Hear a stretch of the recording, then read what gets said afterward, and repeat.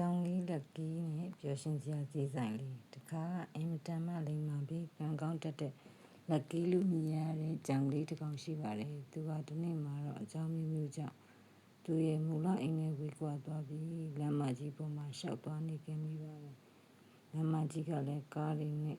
အများကြီးနဲ့ရှမ်းရှုပ်ထွေးနေတာပေါ့။လက်ကီးလေးကကြောက်ကြောင်လွန်းလွန်းနဲ့လမ်းဘေးမှာကပ်ပြီးရှောင်နေတော့မှာပဲ။စိတ်ကောင်းရှိတဲ့လူတရားမောင်းနေလာတဲ့ကားတစ်စီးကသူ့နားမှာရပ်လိုက်ပါတယ်။အဲဒီလူကလက်ကီးလေးကိုသနာသွားပြီး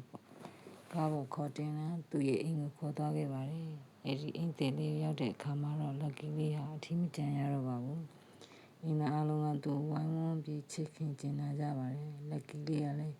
အိမ်မှာငြိမ်ငြိမ်လေးနေနေတာမဟုတ်ပဲသူတက်နိုင်တဲ့ဘက်ကကူညီခြင်းသိရှိနေခဲ့ပါတယ်။အဲဒီအိမ်မှာကဈေးဆိုင်လေးတစ်ဆိုင်ဖွင့်ထားတာပါ။ဒီနေ့မှာတော့လက်ကီးလေးဟာကောင်တာပေါ်ခုန်တက်လိုက်ပြီးဆိုင်ကိုလာတဲ့ဈေးဝယ်သူတွေကိုသူရဲ့ချစ်စရာကောင်းတဲ့အမူအရာလေးနဲ့နှုတ်ဆက်ပါတော့တယ်။လက်ကီးလေးရှိနေတော့ဈေးရောက်ရတာဟုတ်ပြောဖို့ကောင်းတာပေါ့လို့အင်ရှင်တွေကပြောလို့ရှိပါတယ်။လက်ကီးလေးကကောင်းတဲ့ပေါ်မှာထိုင်ပြီးဈေးဝယ်သူတွေကိုကြိုဆိုပါတယ်။တစ်ခါတလေကြာရင်လည်းဈေးဝယ်သူတွေခြေထောက်နှမ်းမှာသွားပြီးပုတ်တက်လောက်တတ်ပါသေးတယ်။ဈေးဝယ်လာတဲ့လူတွေကလည်းလက်ကီးလေးကိုမြင်တာနဲ့စိတ်ချမ်းသာသွားကြပြီးဒီကြောင်လေးကနာမည်နလာကောင်တကယ်ကိုကံကောင်းစေတဲ့ကြောင်လေးပဲလို့ချီးမွမ်းကြပါတယ်။မကြခင်မှာပဲလက်ကီးလေးရဲ့သတင်းကတရက်ကလုံးပြန်သွားပါတော့တယ်။ဈေးဝယ်သူတွေကပစ္စည်းဝယ်ဖို့တဲ့လက်ကီးလေးကိုလာကြည့်ဖို့